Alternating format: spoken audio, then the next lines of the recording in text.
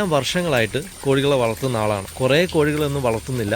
പക്ഷേ എല്ലാ സമയത്തും എൻ്റെ കയ്യിൽ കുറച്ച് കോഴികൾ ഉണ്ടാവാറുണ്ട്. കോഴിക്ക് വരുന്ന ഒരുവിധ അസുഖമൊക്കെ ഞാൻ കണ്ടിട്ടുണ്ട്. അതുകൊണ്ട് തന്നെ എങ്ങനെയാണ് ഓരോ കോഴികൾക്കും അസുഖം വരികയെന്നും അതിന് കാരണം എന്തൊക്കെയാണെന്നും ഒരു അസുഖം കണ്ടു കഴിഞ്ഞാൽ അതെന്ത് അസുഖമാണെന്നും അതിനെന്ത് ചികിത്സയാണ് വേണ്ടതെന്നൊക്കെ ഏകദേശം എനിക്കറിയാം. പക്ഷേ ഈ ഒരു മാസം കൊണ്ട്, അതായത് മഴ തുടങ്ങിയതിന് ശേഷം കുറഞ്ഞ സമയം കൊണ്ട് എനിക്ക് കോഴി വളർത്തൽ മടുത്തുപോയി. കാരണം അത്രയേറെ അസുഖങ്ങൾ, എൻ്റെ എല്ലാ കോഴികൾക്കും അസുഖം പിടിച്ചു. ഇവർ ഭക്ഷണം കഴിക്കുന്നത് കുറഞ്ഞു. കുറേ കോഴിക്കുഞ്ഞുങ്ങൾ ഇങ്ങനെ ചത്തുകൊണ്ടേ ഇരിക്കാൻ തുടങ്ങി. അപ്പോൾ എനിക്കൊന്നും മനസ്സിലാവുന്നില്ല, എന്താണ് ചെയ്യേണ്ടത്, എങ്ങനെയാണ് ചെയ്യേണ്ടത്, എനിക്ക് അറിയായിട്ടാണോ? കാരണം എനിക്ക് തന്നെ സംശയമായിപ്പോയി.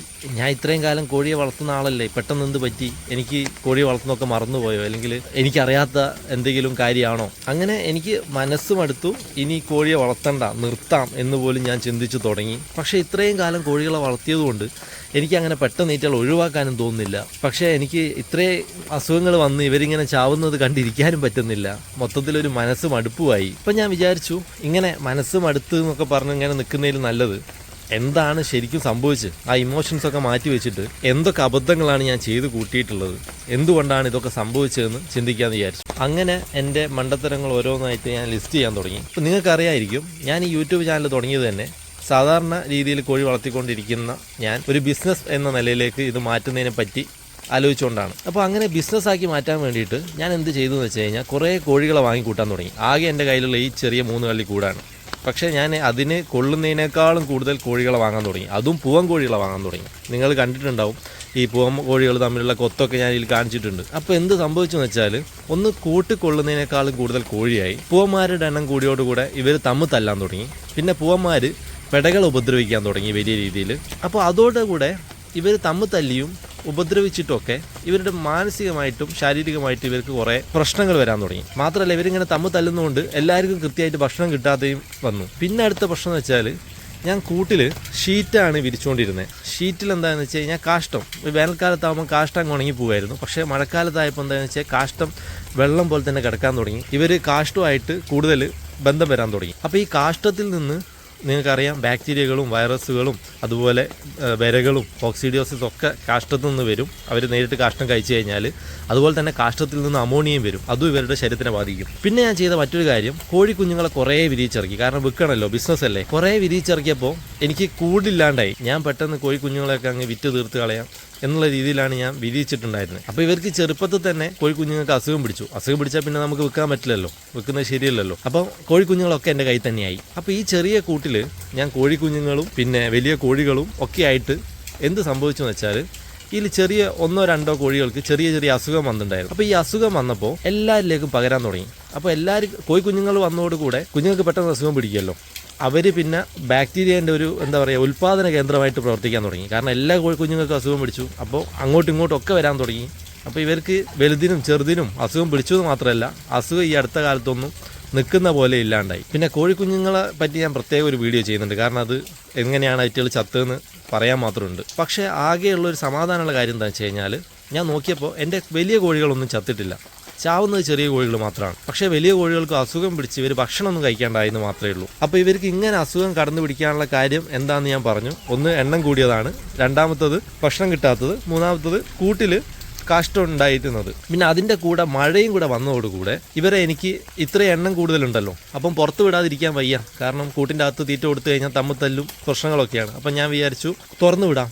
ഞാൻ മഴയത്ത് സ്ഥിരമായിട്ട് തുറന്നു വിട്ടു. അപ്പോൾ മഴയത്ത്, അതായത് ഈ മണ്ണിൽ എന്താ പ്രശ്നം എന്ന് വെച്ച് കഴിഞ്ഞാൽ, ഇങ്ങനെ വെള്ളം കെട്ടിക്കിടക്കും. അപ്പോൾ ഇല്ലെങ്കിൽ ഇങ്ങനെ എന്തെങ്കിലും ഒരു കാഷ്ടമോ അതുമൊക്കെ ഉണ്ടാവും. അപ്പോൾ ഇതെന്ന് വെച്ച് കഴിഞ്ഞാൽ ബാക്ടീരിയക്കും വൈറസിനും ഫംഗസിനും ഒക്കെ വളരാൻ പറ്റിയ സ്ഥലമാണ് ഇങ്ങനത്തെ വെള്ളം കെട്ടിക്കിടക്കുന്ന സ്ഥലം. അപ്പോൾ ഇവർ ഇവിടുന്ന് സാധനങ്ങൾ കൊത്തി തിന്നാൻ തുടങ്ങി. അങ്ങനെയും അസുഖം പിടിക്കാൻ തുടങ്ങി. അപ്പോൾ അസുഖം പിടിച്ചെങ്ങനെയാണെന്ന് നിങ്ങൾക്ക് മനസ്സിലായിട്ടുണ്ടാവും. ഇനി അസുഖം എന്തുകൊണ്ട് മാറിയില്ല എന്നുള്ളത് അതെൻ്റെ മറ്റൊരു മണ്ടത്തരാണ്. ഞാൻ എന്ത് ചെയ്യുന്നത് വെച്ച് കഴിഞ്ഞാൽ, പൊതുവെ നാടൻ കോഴികൾക്ക് ഞാൻ മരുന്ന് കൊടുക്കാറില്ല. അതായത് ഈ പറയുന്ന അസുഖങ്ങളൊക്കെ ഏകദേശം ഒരു 4-5 അസുഖം ഒരുമിച്ച് പിടിക്കുകയാണ് ചെയ്തത്. അതായത് 5 തരം അസുഖം ഒരുമിച്ച് എൻ്റെ കൂട്ടിലുണ്ട് എന്ന് എനിക്കറിയാം. പക്ഷേ ഈ അസുഖങ്ങളൊക്കെ സ്വയം മാറാൻ സാധ്യതയുള്ള അസുഖങ്ങളാണ്. അതായത് വൃത്തിക്ക് കൊണ്ടു നടന്നാൽ മരുന്നില്ലാതെ മാറുന്ന അസുഖങ്ങളാണ്. അതെനിക്കറിയാവുന്ന കാര്യമാണ്. പക്ഷേ ഇത് വൃത്തിയില്ല തീരെ. എല്ലാ കാര്യങ്ങളും ഇവർക്കെതിരാണ്. കോഴികൾക്ക് ഒരു രീതിയിലും സൗകര്യം കിട്ടിയിട്ടില്ല. അതുകൊണ്ട് തന്നെ ഇത് താനെ മാറില്ല. അപ്പോൾ അത് ഞാൻ ചിന്തിച്ചില്ല, ഇത്രയും ബുദ്ധിമുട്ടിലാണ് ഇവർ ജീവിക്കുന്നതെന്നുള്ളത്. ഞാൻ സാധാരണ ചെയ്യുന്ന പോലെ തന്നെ ഇവർക്ക് മരുന്നൊന്നും കൊടുത്തില്ല. ആൻറ്റിബയോട്ടിക് മരുന്ന് കൊടുത്താൽ മാറുമായിരുന്നു, പക്ഷേ ഞാൻ മരുന്ന് കൊടുത്തില്ല. കാരണം നാടൻ കോഴി ആയതുകൊണ്ട് മരുന്ന് കൊടുത്ത് വളർത്തുന്നത് ശരിയല്ല എന്നുള്ളൊരു ചിന്ത എനിക്കുണ്ടായിരുന്നു. അപ്പോൾ മാത്രമല്ല, ഇപ്പോഴും എൻ്റെ വലിയ കോഴികളൊന്നും ചത്തു തുടങ്ങിയിട്ടില്ലല്ലോ. ചെറിയ കോഴി കുഞ്ഞുങ്ങൾ ചാവുന്നത് പിന്നെ സ്ഥലം ഇല്ലാത്തതുകൊണ്ടും പിന്നെ അസുഖങ്ങൾ പിടിച്ച് മാത്രമല്ല അവർ ചാവുന്നത്. ശക്തി കുറഞ്ഞ കോഴി കുഞ്ഞുങ്ങളെ മറ്റുള്ള കോഴികൾ അങ്ങോട്ടും ഇങ്ങോട്ടും പ്രസ്സായിട്ടുമൊക്കെ ചത്തുപോകുന്നതും ഉണ്ട്. അപ്പം ഞാൻ വിചാരിച്ചു അങ്ങനെയൊക്കെ ഞാനും കണക്കാക്കിയിട്ടും ഞാൻ അത്ര വലിയ തലയ്ക്ക് കൊടുത്തിട്ടില്ല. പക്ഷേ എല്ലാത്തിനും അസുഖം പിടിച്ചത് മാറുന്നില്ല. ഞാൻ വിചാരിച്ചു ഇന്ന് മാറും, നാളെ മാറും, ഒരാഴ്ച കൊണ്ട് മാറും. പക്ഷേ മാറുന്നേ ഉണ്ടായിരുന്നില്ല. ഞാൻ വിറ്റാമിൻസും അതും ഇതൊക്കെ കൊടുത്തു മരുന്ന് കൊടുക്കുന്നതിന് പകരം. അപ്പോൾ ഇങ്ങനെ ആലോചിച്ചപ്പോൾ എനിക്ക് ഏകദേശം കാരണങ്ങളൊക്കെ മനസ്സിലായി. എന്തുകൊണ്ടാണ് എൻ്റെ കോഴികൾക്ക് ഇങ്ങനെ അസുഖം പിടിച്ചത്, എന്തുകൊണ്ടാണ് എനിക്കിത് മടുത്തത്. അപ്പോൾ ഞാൻ വിചാരിച്ചു എല്ലാം ക്ലിയർ ആക്കി കളയാം, ഓരോരോ കാര്യങ്ങളായിട്ട് ക്ലിയർ ആക്കാം. അതിൽ ഞാൻ ആദ്യം ചെയ്ത കാര്യം എന്താണെന്ന് വെച്ച് കഴിഞ്ഞാൽ, ഞാൻ പൂവന്മാരുടെ എണ്ണം കുറച്ചു. ഇപ്പോൾ എൻ്റെ കയ്യിൽ 2 പൂവന്മാരേ ഉള്ളൂ. ബാക്കി പൂവന്മാരുടെ ഒക്കെ എണ്ണം ഞാൻ കുറച്ചു. കോഴികൾ 2 കള്ളിയിലായിട്ട് കോഴികളെ മാറ്റി നിർത്തി എല്ലാവർക്കും ഭക്ഷണം കിട്ടുന്ന രീതിയിൽ ഇത്രയും പാത്രങ്ങൾ വെച്ചു. പിന്നെ ഞാൻ ഏറ്റവും പ്രധാനപ്പെട്ട കാര്യം ചെയ്തതെന്താണെന്ന് വെച്ച് കഴിഞ്ഞാൽ, കോഴികളുടെ എണ്ണം കുറയ്ക്കുന്നതിൻ്റെ പരം ഞാൻ കോഴിൻ്റെ അടിയിൽ നെറ്റാക്കി. കാരണം ഇപ്പോൾ നേരെ കാഷ്ടം താഴോട്ട് വീഴുകയാണ് ചെയ്യുക. അപ്പോൾ ഇത്രയും കാലം ഞാൻ ഷീറ്റിട്ട് എന്തുകൊണ്ടാണെന്ന് വെച്ച് കഴിഞ്ഞാൽ, അടിയിൽ നിന്ന് ഈ കള്ളുണ്ണിയൊക്കെ രാത്രി വന്നിട്ട് എൻ്റെ എന്ത് ജീവിയാണെന്ന് എനിക്കറിയില്ല, അങ്ങനത്തെ എന്തോ ഒരു ജീവി വന്നിട്ട് ഇവരെ കാല് വലിച്ചു കളയും, കാല് മുറിച്ച് കളയും. അപ്പോൾ അതിന് പകരം ഞാൻ ഇങ്ങനെ ചുറ്റിലും നെറ്റടിച്ചു.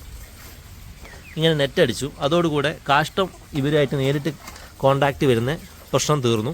പിന്നെ കുഞ്ഞുങ്ങളുടെ എണ്ണം ഏകദേശം അവർ ചത്ത് തീർന്നുള്ളതുകൊണ്ട് അത്ര എണ്ണമൊന്നുമില്ല. എല്ലാ കൂട്ടിലും ആവശ്യത്തിനുള്ള കോഴികൾ മാത്രമായി. പിന്നെ ഞാൻ മഴയത്ത് തുറന്നിടാതെയായി. അതിൻ്റെ കൂടെ ഞാൻ ആൻറ്റിബയോട്ടിക് മരുന്നും കൊടുക്കാൻ തുടങ്ങി. അപ്പോൾ ഇതൊക്കെ ചെയ്തതോടുകൂടെ ഇവരുടെ പ്രശ്നങ്ങളൊക്കെ ഏകദേശം തീർന്നു. ഈ സ്ഥിരമായിട്ട് ചാവുന്നത് നിന്ന് തുടങ്ങി. പക്ഷേ എന്നാലും ഒരു പ്രശ്നമുണ്ട്. ഞാൻ കുറേ ലേറ്റായിട്ടാണ് ഇതൊക്കെ ചെയ്തതെന്നുള്ളതുകൊണ്ടും ഇപ്പോഴും ചെറിയ പ്രശ്നങ്ങൾ അല്ലെങ്കിൽ അസുഖങ്ങൾ ഇപ്പോഴും പോയിട്ടില്ല. ഇപ്പോഴും കുറച്ച് പോരായ്മകൾ എന്തൊക്കെയാണ് ഉള്ളതെന്ന് വെച്ചാൽ, ഞാൻ പറഞ്ഞല്ലോ ലേറ്റായിട്ട് മരുന്ന് കൊടുത്തുകൊണ്ട് തന്നെ ചില കോഴി കുഞ്ഞുങ്ങൾ അല്ലെങ്കിൽ കോഴികൾ മരുന്നിനോട് നല്ലോണം പ്രതികരിക്കും. അതായത് അസുഖം പെട്ടെന്ന് മാറും, ചില കോഴികൾക്ക് മാറില്ല. അപ്പോൾ അത്തരം കോഴികളെ മാറ്റിയിടാൻ ഒരു കൂടെ എൻ്റെ കയ്യിൽ ഇപ്പോഴും ഇല്ല. അതൊരു പ്രശ്നമാണ്. രണ്ടാമത്തത്, ഞാൻ മൊത്തത്തിൽ നെറ്റടിച്ചാൽ കുടുക്കി കളഞ്ഞാണ്. ഈ താഴെ വീണ കാഷ്ടം മാറ്റാനുള്ള ഒരു സൗകര്യം ഇപ്പോൾ ഇല്ല. കാരണം ഇതിന് സ്ക്രൂ വെച്ച് കുടിക്കിയത് കൊണ്ട് തന്നെ ഇത് മാറ്റണം. അപ്പോൾ എന്താണെന്ന് വെച്ച് കഴിഞ്ഞാൽ, ഈ അടിയിൽ കിടന്ന് കാഷ്ടത്തു നിന്ന് വീണ്ടും അമോണിയ, അതായത് നേരിട്ട് കോണ്ടാക്റ്റ് വന്നിട്ട് കാഷ്ടത്തു നിന്നുള്ള വൈറസും ബാക്ടീരിയയും ഫംഗസും ഒന്നും അവരുടെ ശരീരത്തിലെത്തൂല. പക്ഷേ അമോണിയയുടെ സ്മെല്ല് എന്തായാലും ഉണ്ടാവും. പിന്നെ മൊത്തം ചുറ്റിലും നെറ്റായതുകൊണ്ട് അമോണിയ അവർ അത്ര ബാധിക്കാൻ സാധ്യതയില്ല. വായുസഞ്ചാരമുള്ളതുകൊണ്ട് അമോണിയ അത്ര എത്തില്ല എന്നാണ് ഞാൻ പ്രതീക്ഷിക്കുന്നത്. പക്ഷെ എന്നാലും ഒരു പ്രശ്നം ഉണ്ടാവും. അപ്പോൾ ഇങ്ങനെയൊക്കെ ചെയ്തപ്പോൾ എനിക്ക് തോന്നുന്നത് എന്താണെന്ന് വെച്ച് കഴിഞ്ഞാൽ, ഇതൊക്കെ ഞാൻ നേരത്തെ ചെയ്തിട്ടുണ്ടായിരുന്നെങ്കിൽ ഇത്രയും പ്രശ്നങ്ങൾ ഉണ്ടാവില്ലായിരുന്നു. ഇതൊക്കെ എനിക്ക് ഓൾറെഡി അറിയാം ഇങ്ങനെയൊക്കെ ചെയ്യണമെന്ന്. പക്ഷേ ഞാനത് ചെയ്യാതെ വെച്ചതാണ്. അല്ലെങ്കിൽ ഞാൻ വിചാരിച്ചു അങ്ങ് ശരിയായി പോവും, ഇതൊന്നും ചെയ്തിട്ടില്ലെങ്കിലും കുഴപ്പമുണ്ടാവില്ല എന്ന് വിചാരിച്ചിട്ടായിരിക്കും. പക്ഷേ ഇതൊക്കെ വലിയ പ്രശ്നങ്ങളാണെന്നാണ് എനിക്കിപ്പം തോന്നുന്നത്. എന്തൊക്കെയാണെന്ന് വെച്ച് കഴിഞ്ഞാൽ, ഒന്ന്, ആവശ്യത്തിൽ അധികം കോഴികളെ വാങ്ങിക്കൂട്ടുക. രണ്ടാമത്തത്, ഈ കാഷ്ടം നേരിട്ട് ഇവരുമായിട്ട് കണക്ഷൻ വരിക. മൂന്നാമത്തത്, മഴ കൊള്ളിക്കുക അല്ലെങ്കിൽ മഴയത്ത് തുറന്നിടുക, കൂട്ടിൽ നനവുണ്ടാവുക. പിന്നെ അസുഖം വന്ന കോഴികളെ മാറ്റിയിടാനൊരു കൂടില്ലാതിരിക്കുക. അതിപ്പോഴും എൻ്റെ കയ്യിലില്ല, അതൊരു പ്രശ്നമാണ്. അപ്പോൾ ഞാൻ ഇങ്ങനെ കുറച്ച് കാലം ഒന്ന് ശരിയാക്കി അസുഖങ്ങളൊക്കെ മാറ്റാമെന്നാണ് വിചാരിക്കുന്നത്. പിന്നെ എന്തൊക്കെയാണ് ഇവർക്ക് വന്ന അസുഖങ്ങൾ എന്നുള്ളത് ഞാൻ വേറെ വീഡിയോ ചെയ്യാം. അതുപോലെ കുഞ്ഞുങ്ങളെ പറ്റിയും ഞാൻ വേറെ വീഡിയോ ചെയ്യാൻ ശ്രമിക്കാം. പിന്നെ ഇനി ഇവരുടെ ഇവരുടെ കാര്യം എന്നുള്ളത് ഞാൻ പിന്നെ പറയാം. തൽക്കാലം ഇങ്ങനെ ചെയ്തു നോക്കിയിട്ട് അസുഖങ്ങളൊക്കെ മാറി എല്ലാം ശരിയാവുകയാണെങ്കിൽ ഞാൻ കോഴി വളർത്തൽ മുന്നോട്ട് തന്നെ കൊണ്ടുപോകും. ഇനിയിപ്പോൾ ഇങ്ങനെ പ്രശ്നങ്ങളൊന്നും മാറിയിട്ടില്ലെങ്കിലും അത്ര പെട്ടെന്ന് പരാജയം സംബന്ധിച്ച് ഞാൻ നിർത്തുമെന്ന് എനിക്ക് തോന്നുന്നില്ല. കാരണം നമ്മൾ അത്രയും വർഷമായിട്ട് കോഴികളെ വളർത്തുന്ന ആൾക്കാരാണ്. അപ്പം പെട്ടെന്നൊക്കെ നിർത്തിപ്പോവുക എന്ന് പറയുന്നത് ഒരു ബുദ്ധിമുട്ടുള്ള കാര്യമാണ്. മാത്രമല്ല, നമുക്കറിയില്ല എന്ന് പറഞ്ഞിട്ട് നിർത്തുകയല്ലേ, അല്ലാതെ വേറെ പ്രശ്നങ്ങളുള്ളതുകൊണ്ട് നിർത്തുകയല്ലല്ലോ. അപ്പോൾ ഇതിനെപ്പറ്റി പഠിച്ചിട്ട് എൻ്റെ ഭാഗത്ത് നിന്ന് വന്ന മിസ്റ്റേക്ക് തിരുത്തി വീണ്ടും കൃത്യമായിട്ട് ട്രാക്കിലേക്ക് കയറാം, വീണ്ടും ഒരു ബിസിനസ്സിലേക്ക് മാറ്റാം എന്നാണ് ഞാൻ കരുതുന്നത്. ഇപ്പോഴത്തെ ബിസിനസ് എനിക്ക് ഭയങ്കര നഷ്ടമായിരുന്നു. കാരണം എനിക്ക് മുട്ടയൊന്നും ഇപ്പം കിട്ടുന്നേ ഇല്ല, അസുഖങ്ങൾ വന്നുകൊണ്ട്. അതുപോലെ എത്രയോ കുഞ്ഞുങ്ങൾ ചത്തു. വരും വീഡിയോയിൽ ഞാൻ എനിക്ക് പറ്റിയ ബാക്കിയുള്ള അബദ്ധങ്ങളും അതുപോലെ തന്നെ എൻ്റെ അനുഭവങ്ങളൊക്കെ പറയുന്നുണ്ട്. പിന്നെ എങ്ങനെയാണ് അസുഖം വന്നാൽ ചികിത്സിക്കേണ്ടതെന്നും എന്തൊക്കെ അസുഖങ്ങളാണ് വന്നതെന്നൊക്കെ ഉള്ളത് ഞാൻ പറയുന്നുണ്ട്.